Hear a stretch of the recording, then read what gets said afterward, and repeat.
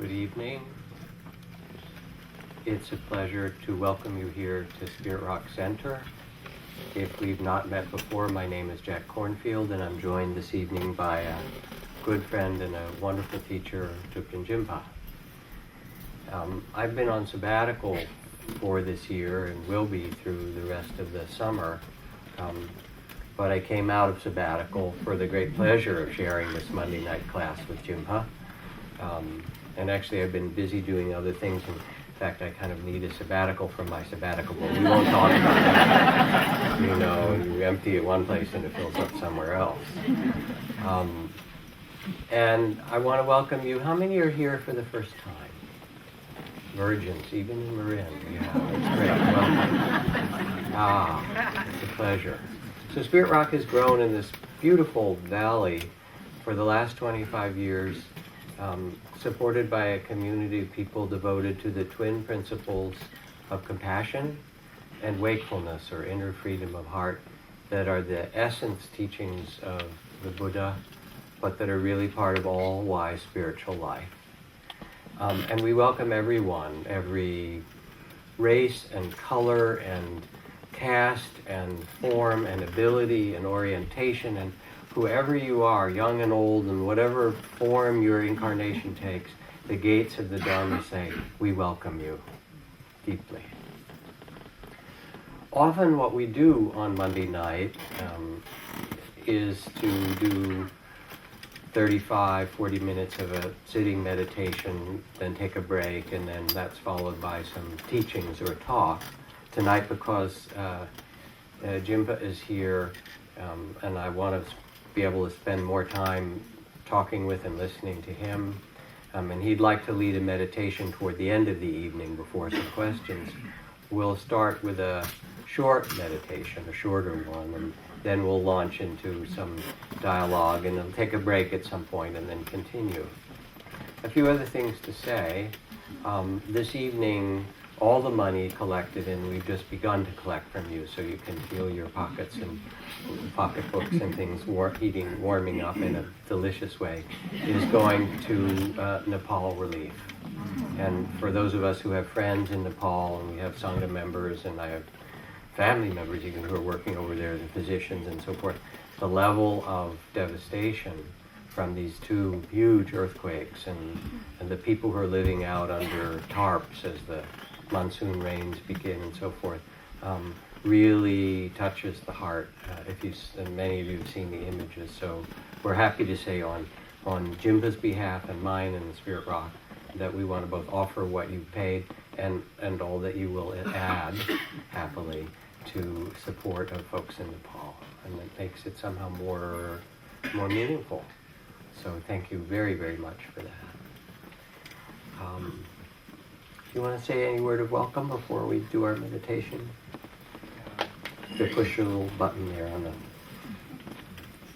Just to say that I would like to express my deep appreciation to you, Jack, who I have observed over many, many years as a very important Dharma teacher in the West.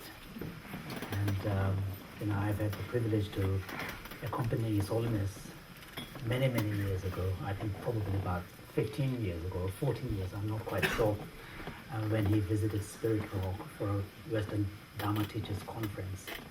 And this time, Jack, you were very generous when I reached out to you to open up your community in the Spirit Rock for me to have a chance to meet the members here and have a chance to say a few words and spend one evening with you.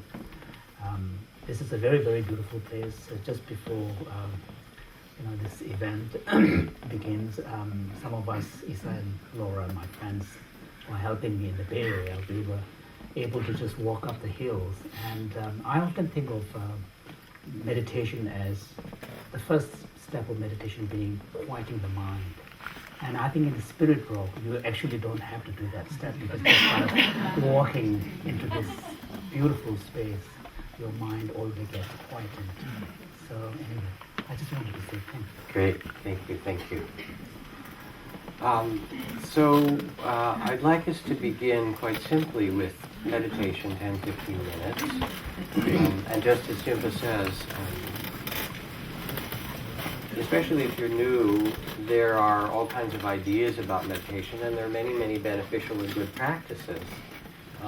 The essence of what our invitation is to quiet the mind and open the heart, to be able to listen more deeply, to see from the reality of the present what's so, and come into a compassionate and wise relationship to this mystery of human life that we're given. So I invite you to find a way to sit that is both comfortable and at the same time dignified, in some sense of being both upright, so there's a sense of dignity. You are the king or queen on the throne, or you are taking your seat under your own tree of enlightenment in this human form on this earth. But at the same time gracious, not rigid or striving, present, kind, and awake. And once you have taken a seat that's stable and comfortable,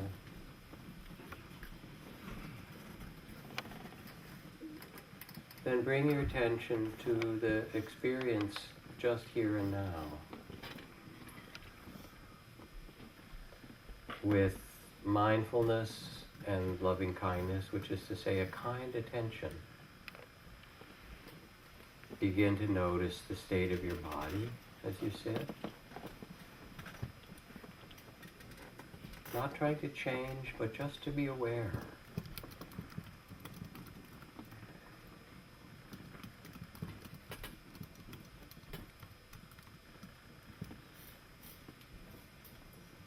Notice as well the moods, the feelings, the state of the heart.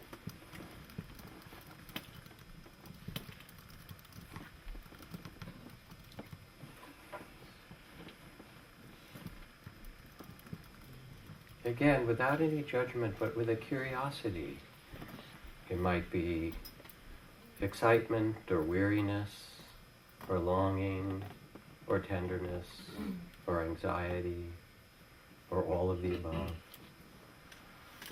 Almost as if you could bow to what's present with your kind attention. And notice as well the states of mind,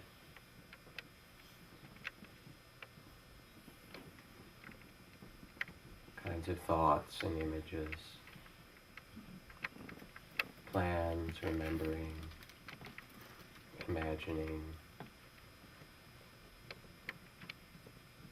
reflecting, working out. And the gift of mindfulness is that it creates the space of awareness and kindness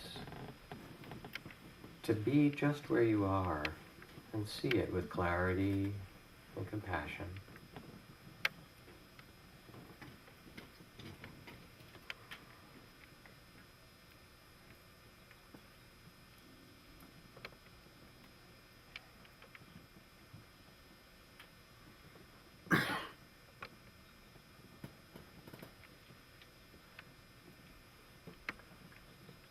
And now in the midst of the thoughts and feelings and sensations of body and sounds, also become aware of the fact that your body is breathing, quite naturally. And just as there are waves of thoughts and different emotions that come and go, and sensations that rise and move in the body, so underneath them all is the wave of the breath.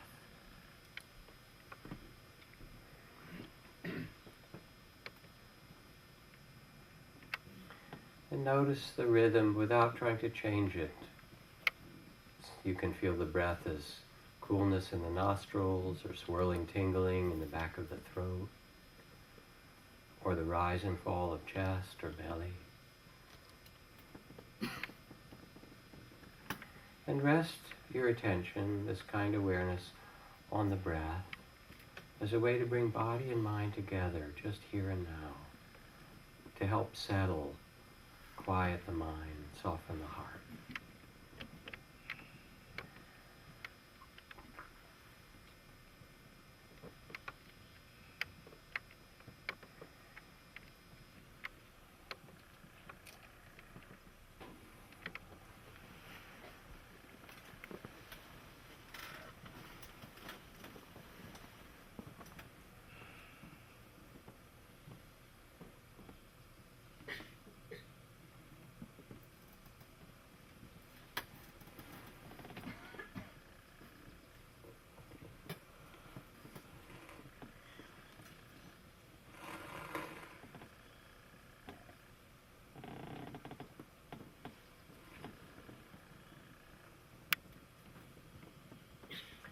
And as you feel the breath after a few breaths, one of the other experiences of plans or remembering or sadness or excitement will arise, or strong sensations. If they're in the background, let them be, and feel the breath in the middle of it all. Let them rise and fall like waves of the ocean around the breathing as you get more settled.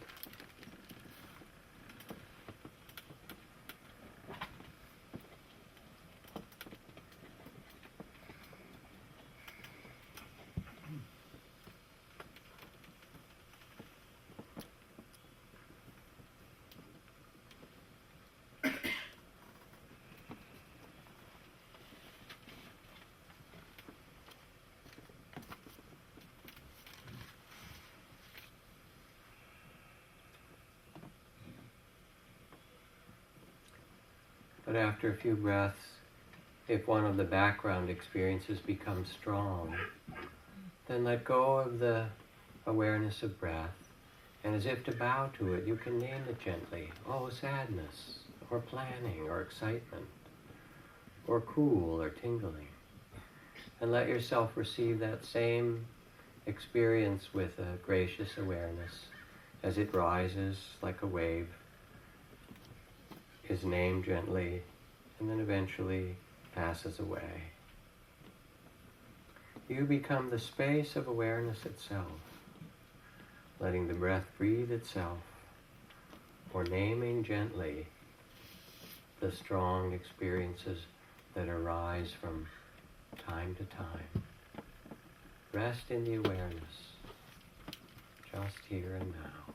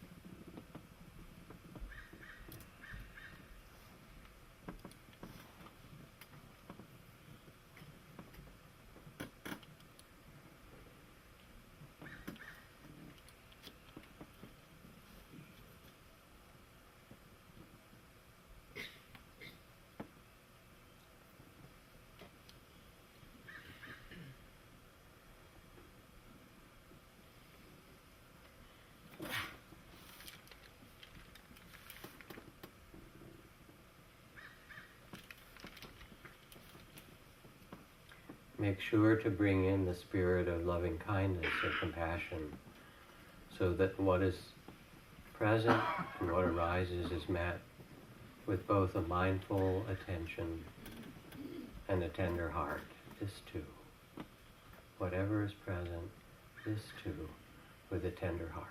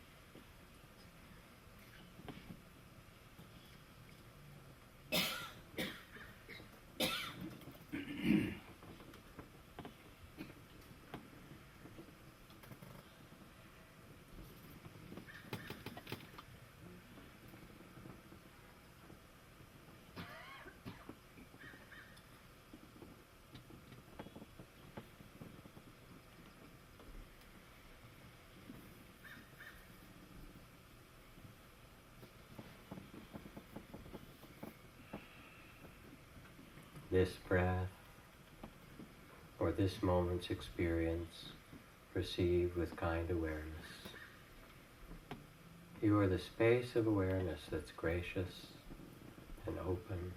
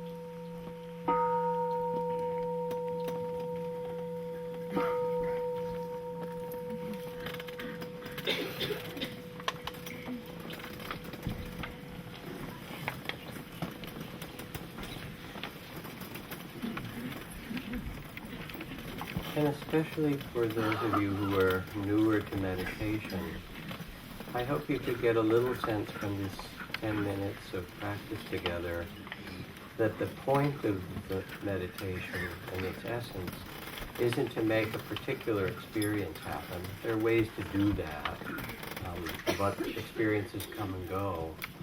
The point is actually to be able to develop a wise and compassionate relationship to the human life that you have, that you've been given. To see it with the eyes of a Buddha, if you will, to look and see, oh, this is what it means to be a human being with emotions and thoughts and bodily sensations. And how do I relate to myself and the world from a place, again, with a quieter mind, a compassionate heart, and allow wisdom to grow so naturally from this attention. I'm very glad to be back on Monday night. I've done Monday night classes for 30 years or more, so it's very sweet to return even in the middle of sabbatical. And so I'd like to begin. I want to talk a little bit, just an introduction about Jinpa, and then we're going to have a little bit of a dialogue, but more than that, I have some questions to ask him. Because he's just written this, you know, there's a big pile of it in the back of the room. This very beautiful book called The Fearless Heart, How the Courage to Be Compassionate Can Transform Our Lives. And So we'll dialogue about that. But to say a few things about Jinpa, and more you can read about if you're interested in the book. I don't usually wear a tie to these events. But when I read the first part of your book, Jinpa, I read that, I think it was after your mother died, when his parents had to flee Tibet after the takeover of the Chinese Communist Army. Jinpa, you wrote about being taken in Simla or somewhere and cared for by the Save the Children. So I thought in your honor, I would wear my Save the Children tie, because they do beautiful things. So Jinpa, there he was, as a child, not quite an orphan, but close to it, because his father was a distance, raised there, and then he met the Dalai Lama, who came through to see all the children and decided, he tells his story, that he wanted to become a monk, and he became a monk and started studying and also listening to English language radio and things like that, and then began to study more. He's a sort of a study type person.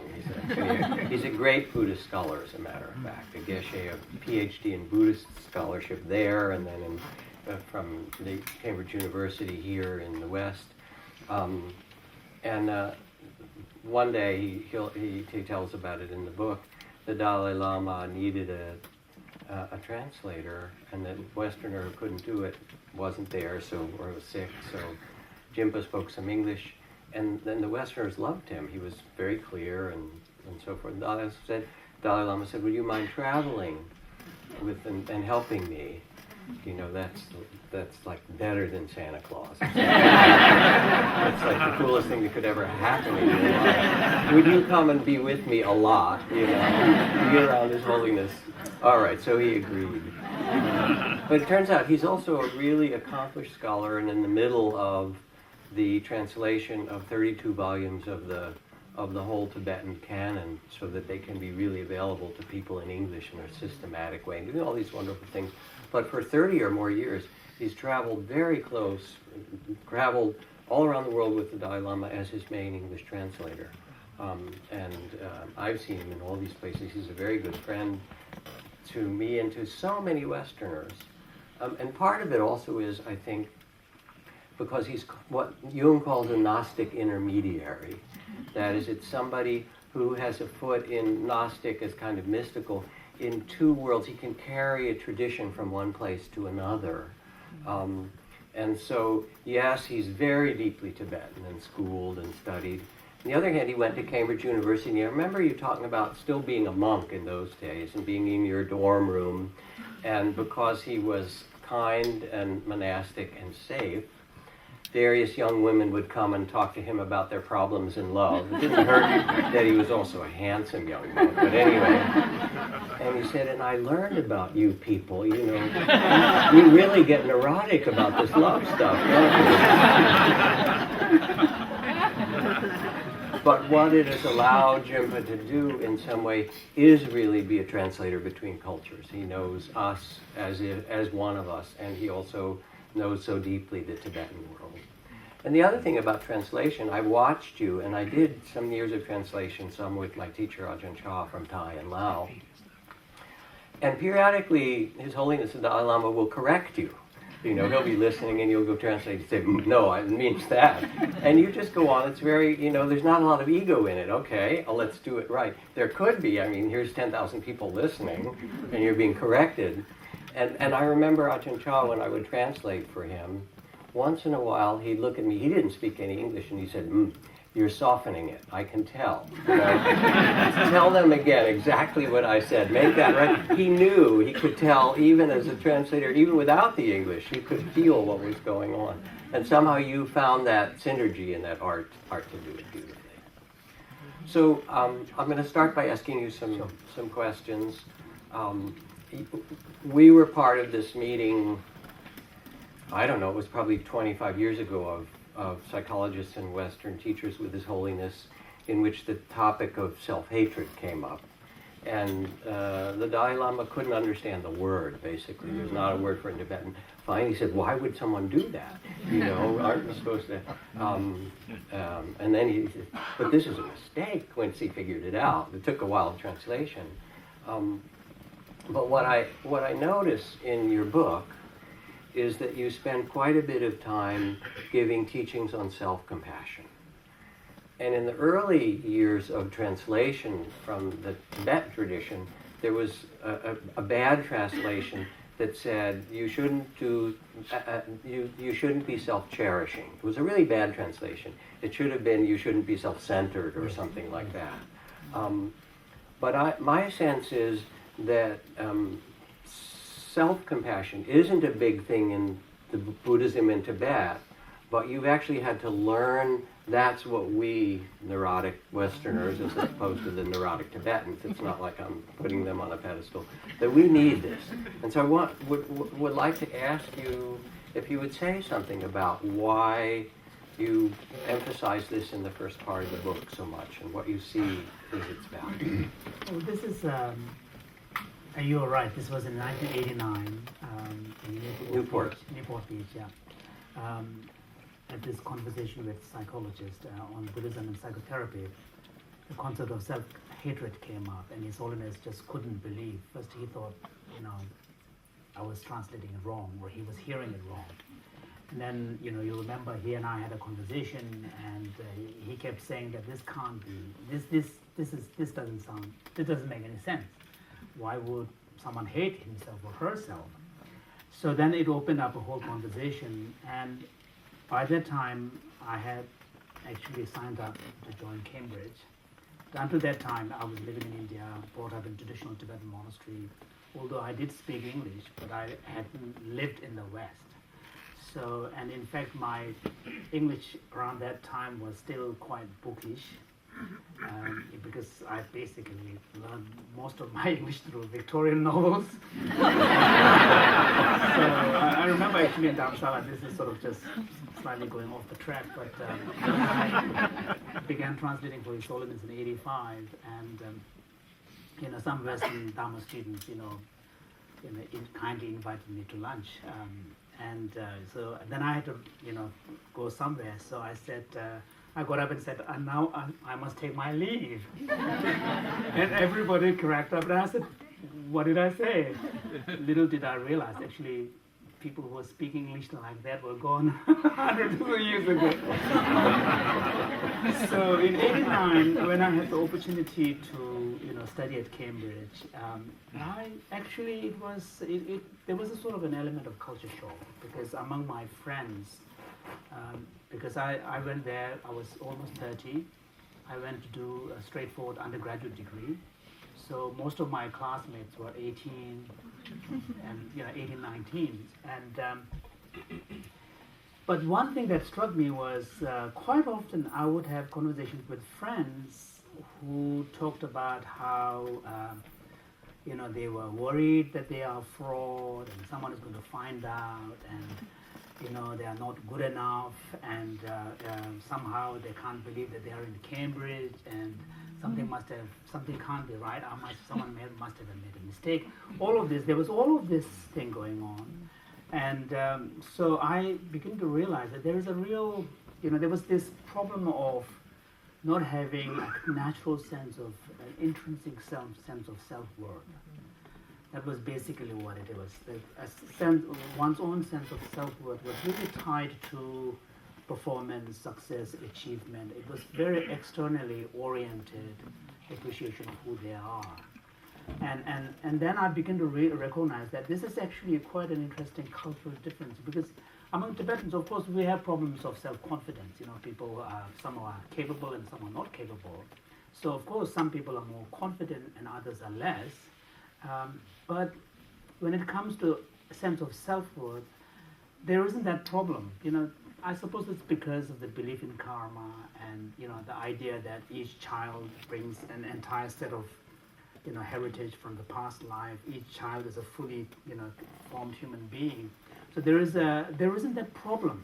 And, that really opened up. And then especially when I did the compassion training program at Stanford, even then, original version had this traditional sequence.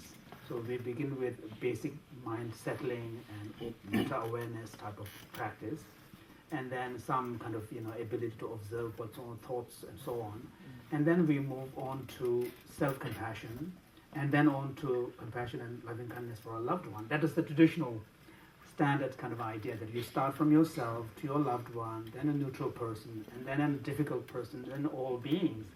And in the Stanford program, we were using Stanford undergraduates. Like many psychology kind of interventions, for undergraduates in the psychology department end up becoming the guinea pigs. But it didn't work. A lot of students had resistance, kind of a gut level aversion to listening to phrases like, may I be happy, may I find peace, may I be free from suffering. People had genuine gut level aversive reaction to that kind of language. And then it became evident that was just a stumbling block. They couldn't move beyond this. So we completely changed the sequence, and now we begin with compassion for and loving kindness for a loved one, and then just to remind them that you have this natural capacity to do it for someone that you care. If that is the case, you can do that to yourself. So we use the self-compassion as the next step. So this is why in this book I really wanted to really tackle that kind of challenge head on, because I generally believe that if we as individuals have real problems at a fundamental level where there is a self-to-self relationship issue, I think it's very difficult to build up qualities of compassion that can sustain. Of course, compassion is natural. You can feel it in the face of a suffering, but to be able to have it in a sustained basis and to be able to really develop it and enhance it, I think you really need that basic, healthy self-to-self relation.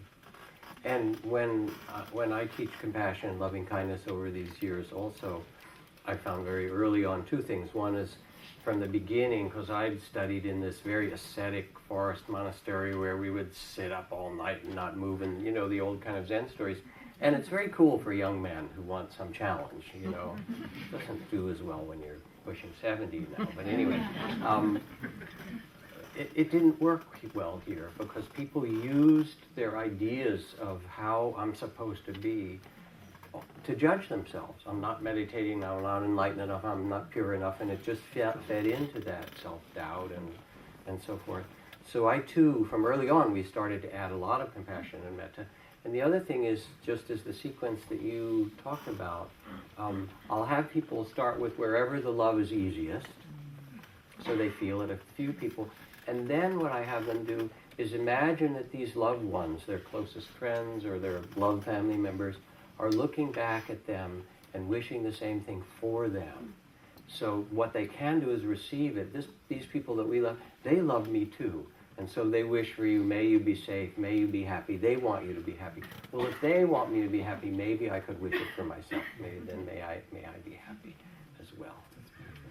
So I just want to note one other thing, which kind of fits with our conversation earlier. And that is that there's a kind of melding that's happening as Buddhism finds its language and its way in this new culture. This is drawing on what we need for our particular culture, a lot of self-compassion.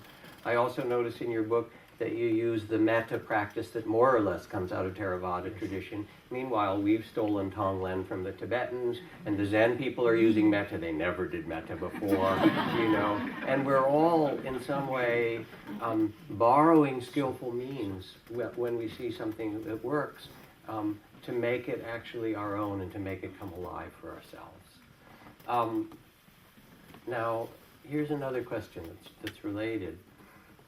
I think in terms of a relationship both with meditation but also in part with the teacher, that love is a big part of it.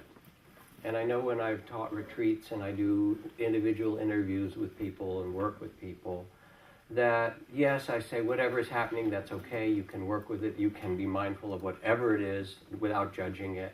And people start to feel a relief, but I've got fear, or I've got anxiety, or that's fine, you name it, this is anxiety, it's part of being human. And all of a sudden they rest in the space of witnessing, of mindfulness rather than being lost. But I mean, half of what happens is that I love them. And I see it around His Holiness. He's such a field of compassion and love.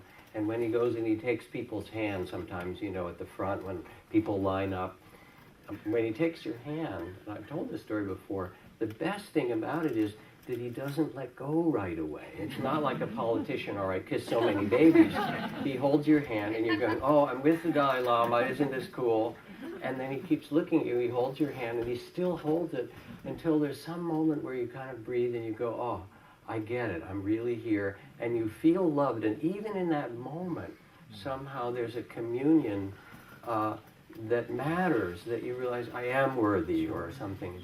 Would you say something about that in Buddhist teaching and how you see that? I think one of the things, in Pali we have the word Shraddha, and the same word is in Sanskrit. In Tibetan we have a word called Tepa, which is often translated as faith. But faith is such a bad English word for it. But when we say I have Shraddha for my teacher, it's a kind of an emotional, feeling towards your teacher, where there is an element of trust and also a kind of a spaciousness. So it's not so much that I believe in my teacher, because belief in English has a very propositional connotation. I believe that. Then you need to have a content, and then it becomes statement. And whereas in... This is the PhD Geshe, parsing the language beautifully. Yeah. Whereas in Tibetan, when we say I have a tepa for my teacher, it is more than a belief. It's a sort of almost like an emotionally felt trust. And there is a kind of a relationality where there is a space which really makes you feel honored. And this is what His Holiness is capable of. When you feel to be in His presence, what you feel is He make you feel you are complete. And there is a kind of an almost unconditionality to what He is extending to you. And many of us actually know what it feels like. We have this relation to, not necessarily to our own immediate parents, because the relationship sometimes can be more complicated. But some of us have this with our grandparents, or a kind of wise teacher, which whose interaction with you really made you feel special and honored and recognized, and you make you feel complete. And so I think this is so important, and this is one of the reasons why in the Tibetan tradition, guru-student relationship is so precious, because the guru is able to, at least in theory, not always in practice, is someone who is able to make you feel in that way. Of course, that relationship can get abused, especially when it's taken out of the traditional Tibetan context in Western Dharma centers, then it becomes sometimes a power game. But in principle, the idea is that guru is someone, your teacher is someone who can make you feel that sense of unconditional acknowledgement and sense of who you are. And again, in my book, I bring that up because for the Tibetans, who are devout Tibetan Buddhists, the Buddha of compassion with 1,000 arms and 1,000 eyes. No, that's a white umbrella. That's actually a white umbrella. There are a lot of 1,000 hands. There are 1,000 hands there. So the Buddha of compassion is Avalokiteshvara, which has kind of 11 heads. Yeah, similar to this. But and this is when the Tibetans chant Om Mani Padme Hum, they're visualizing the Buddha of compassion in this particular form, which has a mythology that goes with it. And in fact, the epithet used is Puchichemut, the great compassion. And people, the devout meditations where you receive, light rays and nectars from the Buddha of compassion, which, energizes you, empowers you, you receive blessings. And so that's kind of more devotional type of practice, which works in the traditional context. But in my book, I have cited a secular version of this, which was developed by a British psychiatrist by the name of Paul Gilbert, and he calls it compassion image practice, where he has developed a therapy, to help, people with pathological, excessive high shame, self-shame, and self-criticism. And he has used this practice, and it has been quite effective. So I have, because he himself says that he adapted from the Tibetan practice, so I have used it in the book. Tibetans take it back. Well, I just want to pause because as you were speaking in the beginning, I could actually feel it when you talked about not only His Holiness the Dalai Lama, but in some way what it means to look at someone. Thomas Merton calls it seeing the secret beauty of that being, that's inviolable, that cannot be touched by the circumstances of life. And when we're seen that way, or when we hold ourselves that way, with a kind of dignity and a kind of respect, that's half of the spiritual life. So I could feel it, and in some way it's what I would want for people as they come to practice. It's not about some meditation state, but it's really about this kind of worthiness of heart and being that is your true nature, and that you can feel that and let that in or let that grow in you. So it was very beautiful listening to you. So here's another question, if I may ask. One of the important things that, there's a lot of good science in his book, some of the best kind of modern neuroscience, science research behind how we practice compassion. One of the great distinctions you make is between compassion and empathy. And so there's a psychologist almost 100 years ago, Edward Titchener, who coined the word, or something like empathy. And empathy is to be able to feel with in some way. But compassion is more than that. As Thich Nhat Hanh said, compassion is a verb. The compassion actually has some response. And you tell a little story about our friend Mathieu Ricard, who's a French Tibetan monk for a very, very long time, a wonderful practitioner. And maybe you could help us, because I work with people. I just came back from a whole meeting of activists and so forth. People get burned out when they don't understand the difference between empathy and compassion, and yet compassion is so critical. So, thank you.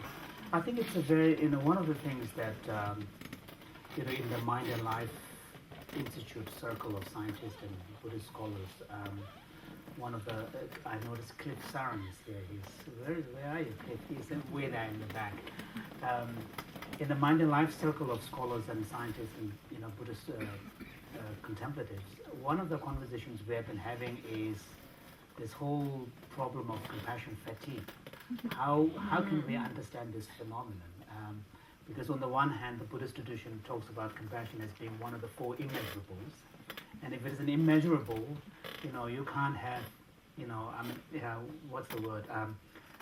In principle, you should be able to cultivate it to an infinite level.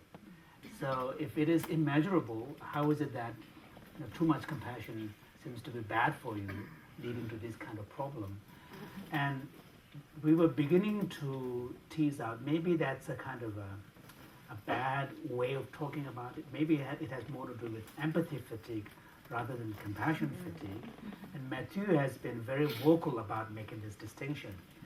Now, it's one thing to make the distinction, but it is something else, especially for the scientists, unless they can measure something, they can see something, it isn't real. So what Matthew did was to collaborate with Tanya Singer, who's a German scientist at the Max Planck Institute. They know each other very well, and both of them are, core members of Mind and Life. So they collaborated on a series of experiments where Matthew was asked to go into the fMRI scanner, and Tanya asked him to, by showing visual images of suffering, to just think about the suffering and stay at the level of pain, just feeling the pain. So that was one series.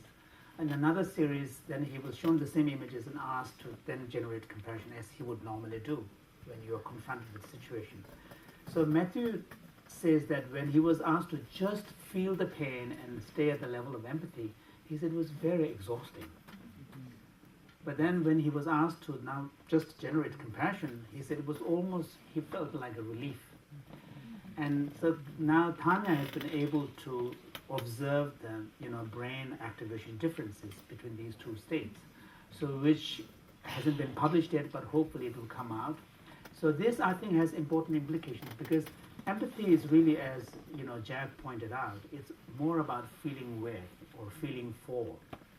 So you can feel a sense of concern for someone, or you can feel with the other person who is suffering. So it's really dominated by experience of the emotion, some kind of distress or concern for the other person. But compassion is more than that, because by the time compassion arises, there is a kind of an added dimension which has more to do with our motivation system. You want to do something about this, or you wish to see the relief of that situation. So I would argue that when you are in empathy, the focus is more on the pain and the problem. When you are in compassion, the focus is more on what can be done. So it's a more empowered state. Now, so if that is true, then it has important implications for how we might think about training healthcare professionals who are particularly at the forefront of acute pain, such as intensive care unit, hospices, and so on, where if there is a way in which they can learn to be quickly in the compassionate state rather than be stuck in the empathetic state, there could be potentially some important implications there. It's really helpful. I just came back from, and I was telling Jinpa 2 days ago, from the first White House Buddhist Leadership Conference.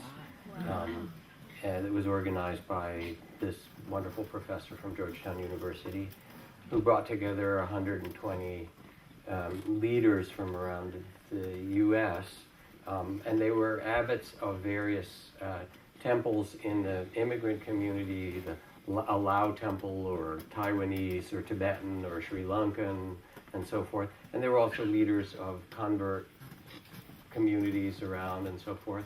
And part of the agenda was to let the White House know that we had concerns for a just society.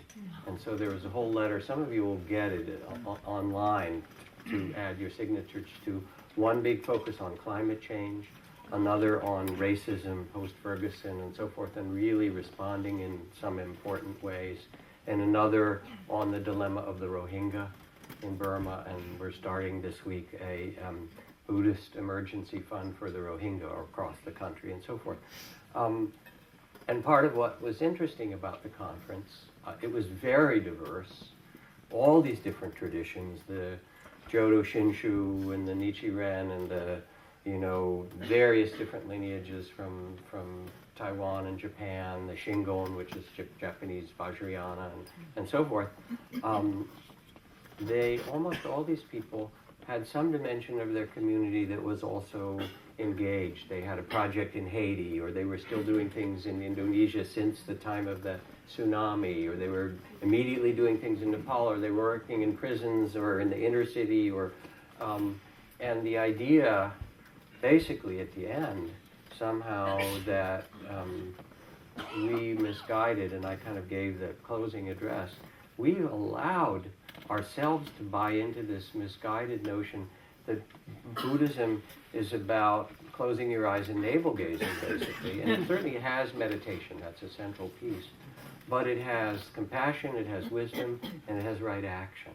And I said, look around, baby, this is us, And we actually have to let, and we did, we gave all these papers and concerns to people from the State Department and the White House to say, the Buddha met with kings and princes and ministers, and all these dialogues he had with wealthy merchants. He tried to stop wars and battles that were happening. He gave a whole set of teachings on social justice, what it means to have a wise society where everyone is treated with dignity and respect, where those who are vulnerable, women, children, old, are cared for, where the natural environment is cared for. I said that was true 2,500 years ago, it's true now. And we have to really own that these things that are dear to us, actually, are very much a part of our tradition. Then we had the conversation about, well, how do you do this and not get dismayed, get overwhelmed by climate change, or overwhelmed? and so forth. And so there was a whole conversation about what it means to take this as a practice, not as overwhelm, to shift from empathy to compassion, to find a kind of courage that is timeless, that says, all right, dukkha or suffering is, people mistranslate it, the Buddha says, in the wrong way they translate that life is suffering. It's a wrong teaching and a wrong translation. Better translation is life has suffering. Anybody not have that? You have your $8 back. But that also that's not the end of the story. That suffering turns out to be, if you turn toward it with wisdom, and it turns out to be the gateway of understanding, of compassion, of illumination. And so how do we take this collectively as a practice this time in the world and be willing to turn toward it with some wisdom rather than burning out? So the very thing you're talking about was really also central to our conversation at the White House, and we hope it helps. Thank you. So, okay, one more question and then we'll take a break. All right, it sounds important and good and that we do these trainings and so forth, but it's hard. After the break, I'm going to ask you about the kinds of resistances you write in here because they're so helpful. Why we're afraid of compassion. But I'm going to talk about something more intimate than that because you tell this story about how you were this very devoted scholar monk, and then your old grandmother was walking over the Himalayas and coming into Nepal from Tibet, and you weren't going to go see her because you were too busy with your studies and being a really, great scholar and whatever mishigash you were in the middle of. And then his teacher, fortunately, sent him a telegram and said, are you out of your mind? Stop, go see your grandmother. You'll regret it for the rest of your life. It's actually a very beautiful story. But you want to note that when the Buddha went home, he had trouble with his parents. When Jesus went back, his family was not an easy thing for him. So don't think that family is easy. They call it nuclear family for a reason.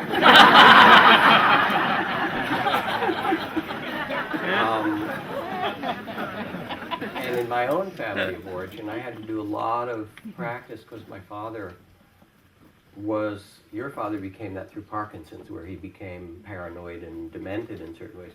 My father was paranoid and violent from really the beginning. He had many other qualities, but it's hard. So would you talk about how we can practice in intimate relations, both, in our partnerships, in our family, and so forth? How do we actually sustain or return to compassion? How have you learned to do it? Thank you. There is, in fact, in the Tibetan mind training instruction, it talks about 3 challenging objects of practice. One is your relationship with your teacher. One is your relationship with your intimate family members. The third one is, conventionally difficult people. So, and there, the idea is that in the case of your intimate family members, this is a relationship which you cannot escape from. So on a day-to-day basis, you're confronted with that reality. So unless you're able to bring your spiritual practice in that arena, you really have not much chance to progress further.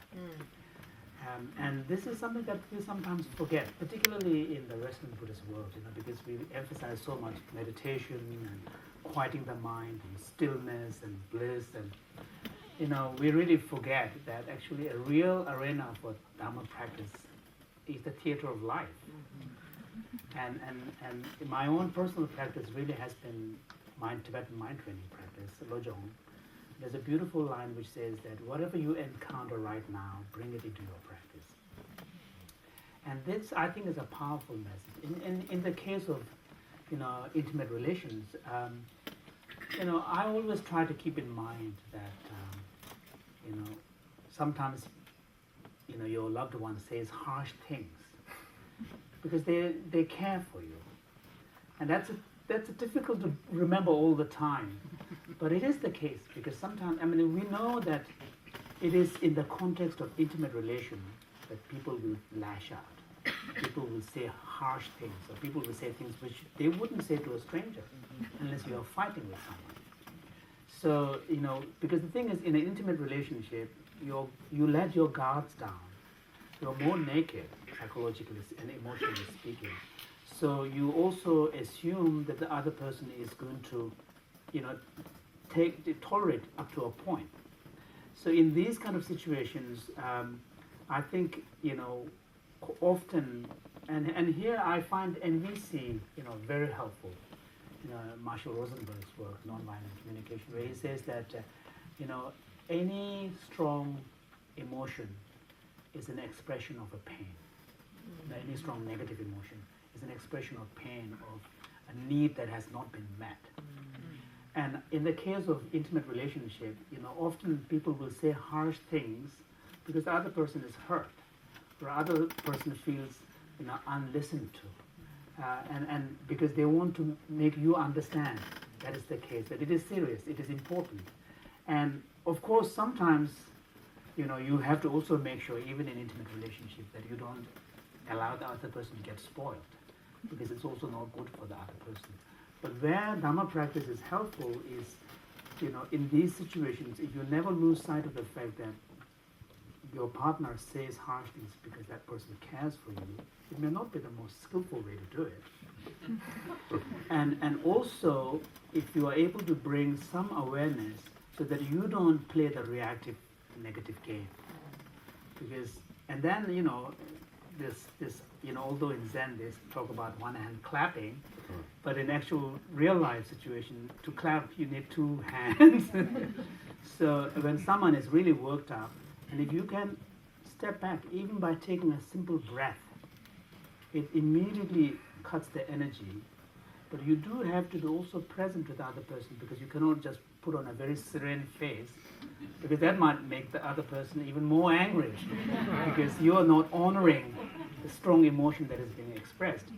But if you can learn not to react in a negative way, so that you start a chain reaction, then it really makes a big difference. And I feel that the intimate relationship is one area where you can really bring a lot of Dhamma practice. I mean, this is one area where the lay people are in an advantageous position compared to the monastics.